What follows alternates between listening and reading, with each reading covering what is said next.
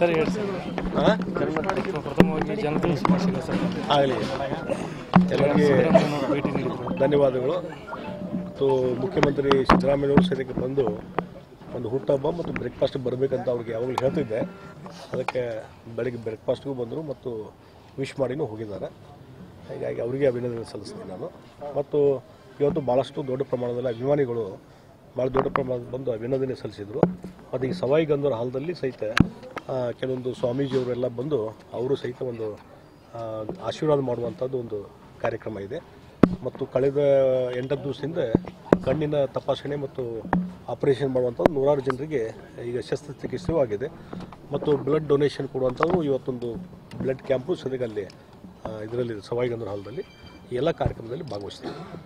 ಸಿದ್ದರಾಮಯ್ಯ ಜೊತೆ ಏನಾದರೂ ರಾಜಕೀಯವಾಗಿ ಚರ್ಚೆಗಳೇನಾದರೂ ಇದು ಭಾಳ ಒಂದು ಸಮಯ ಕೊಟ್ಟು ಭಾಳಷ್ಟು ಆರಾಮಾಗಿ ಉಪಹಾರ ತೆಗೆದುಕೊಂಡು ಒಂದು ಹರಟೆ ಹೊಡೆಯುವಂಥ ಕೆಲಸವನ್ನು ಮಾಡಿದರು. ಹಿಂದೆ ಅವರು ಮುಖ್ಯಮಂತ್ರಿ ಇದ್ದಾಗ, ನಾನು ಲೀಡರ್ ಅಪೋಸಿಷನ್ ಇದ್ದಾಗ ಮತ್ತು ಬೇರೆ ಬೇರೆ ಈ ರೀತಿ ಯಾವ ಸಂದರ್ಭದಲ್ಲಿ ಚುನಾವಣೆ ನಿಂತಿದ್ವಿ, ಏನು ತಾನ ಅವ್ರು ಯಾವಾಗ ಚುನಾವಣೆ ನಿಂತಿದ್ರು, ನಾವು ಯಾವಾಗ ನಿಂತಿದ್ವಿ, ಆ ಚುನಾವಣೆ ವ್ಯವಸ್ಥೆ ಇದ್ರ ಬಗ್ಗೆ ಜನರಲ್ ಆಗಿ ಚರ್ಚೆ ಮಾಡಿದರು. ಮತ್ತು ಎಲ್ಲ ಫ್ಯಾಮಿಲಿ ಮೆಂಬರ್ಸ್ ಕೂಡ ಭಾಳ ಒಂದು ಸಮ್ಮಿಲಿತವಾಗಿ ಒಂದು ಇದರಿಂದ ಭಾಳ ಒಂದು ಸಂತೋಷದಾಯಕವಾಗಿ ಅವ್ರ ಸಮಯವನ್ನು ಕಳೆದ್ರು.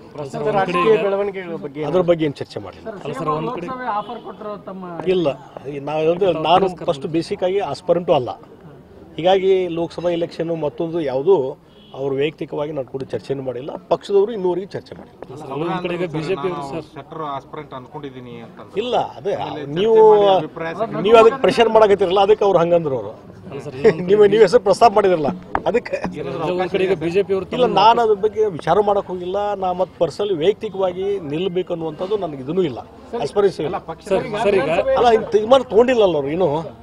ವಿಧಾನಸಭೆಯಲ್ಲಿ ತಮ್ಗೆ ಸೋಲಾದ್ರೂ ಕೂಡ ಲಿಂಗಾಯತರ ಮತಗಳಲ್ಲ ಅಥವಾ ಲಿಂಗಾಯತ ಸಮುದಾಯವನ್ನು ತಾವು ಪ್ರತಿನಿಧಿಸಿದ್ರಿ, ಒಳ್ಳೆ ರಿಸಲ್ಟ್ ಕೂಡ ಕೊಟ್ರಿ. ಈಗ ಲೋಕಸಭೆಗೆ ಯಾವ ರೀತಿ ತಯಾರಿ ಮಾಡ್ಕೊಳ್ತಾ ಇದ್ದೀರಿ? ನೋಡಿ, ಇನ್ನೂ ಪಕ್ಷದಿಂದ ಕಾಂಗ್ರೆಸ್ ಪಾರ್ಟಿಯಿಂದ ಅದ್ರ ಬಗ್ಗೆ ಸಮಾಲೋಚನೆ ನಡೆದಿಲ್ಲ, ರಾಜ್ಯ ಮಟ್ಟದಲ್ಲಿ ಚರ್ಚೆ ನಡೆದಿಲ್ಲ, ಕೇಂದ್ರ ಮಟ್ಟದಲ್ಲಿ ಅದ್ರ ಬಗ್ಗೆ ಚರ್ಚೆ ನಡೆದಿಲ್ಲ. ಬಹುಶಃ ಜನವರಿ ತಿಂಗಳಲ್ಲಿ ಒಂದು ಹಂತಕ್ಕೆ ಬರ್ಬೋದು, ಅದ್ರ ಬಗ್ಗೆ ಗಂಭೀರವಾದಂಥ ಚಿಂತನೆ ನಡೆಯುವುದು. ಆ ಸಂದರ್ಭದಲ್ಲಿ ನನ್ನ ಅಭಿಪ್ರಾಯ ಏನು, ಯಾವ ರೀತಿ ಕಾಂಗ್ರೆಸ್ಸನ್ನು ಸ್ಟ್ರೆಂಥನ್ ಮಾಡಬೇಕು, ಇನ್ನೂ ಹೆಚ್ಚಿನ ಸೀಟ್ಗಳನ್ನು ಗೆಲ್ಲಬೇಕು, ಅದ್ರ ಬಗ್ಗೆ ನಾನು ನನ್ನ ಅಭಿಪ್ರಾಯವನ್ನು ಹೇಳ್ತೀನಿ, ಸಮಾಲೋಚನೆ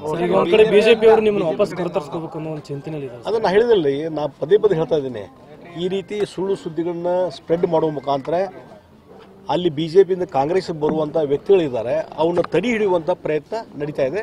ಮತ್ತು ಜಗದೀಶ್ ಶೆಟ್ಟರ್ ಬಿಜೆಪಿ ಬಂದ್ಬಿಡ್ತಾರೆ ಅನ್ನುವಂಥ ಸುದ್ದಿಯನ್ನು ಸ್ಪ್ರೆಡ್ ಮಾಡುವ ಮುಖಾಂತರ ಇವತ್ತು ತಮ್ಮ ಅಸ್ತಿತ್ವ ಉಳಿಸಲಿಕ್ಕೆ ಪ್ರಯತ್ನ ಮಾಡ್ತಾರೆ.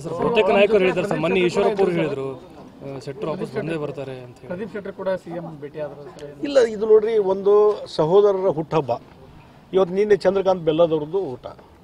ಅವರು ಬಿಜೆಪಿಯಲ್ಲಿದ್ದರು, ಬಿಜೆಪಿಯಲ್ಲಿ ಅವ್ರ ಮಗ ಬಿಜೆಪಿಲಿದ್ದಾರೆ. ಆ ಕಾರ್ಯಕ್ರಮಕ್ಕೆ ಮುಖ್ಯಮಂತ್ರಿ ಹೋಗಿದ್ರು ಸಿದ್ದರಾಮಯ್ಯನವರು. ಇದಕ್ಕೆ ನಾವು ಟ್ಯಾಂಗಲ್ ಮಾಡೋಂಗಿಲ್ಲ ಒಂದಕ್ಕೊಂದು. ಈಗ ಒಬ್ಬ ಸಹೋದರ, ಕುಟುಂಬದ ಸಹೋದರ, ಆತ ನನ್ನ ಹುಟ್ಟುಹಬ್ಬದ ಕಾರಣಸ್ವಾಗಿ ಬಂದಿದ್ರು. ಆ ಸಂದರ್ಭದಲ್ಲಿ ಸಿದ್ದರಾಮಯ್ಯವರು ಇದ್ರು ಮತ್ತು ಬೇರೆಯವರು ಇದ್ರು. ಇದು ನ್ಯಾಚುರಲ್. ಇದು if you like this video, ಬೇಗ ಲೈಕ್ ಮಾಡಿ, ಕಾಮೆಂಟ್ ಮಾಡಿ, ಶೇರ್ ಮಾಡಿ ಹಾಗೂ ಯೋಯೋ ಟಿವಿ ಕನ್ನಡವನ್ನು ಸಬ್ಸ್ಕ್ರೈಬ್ ಮಾಡಿ.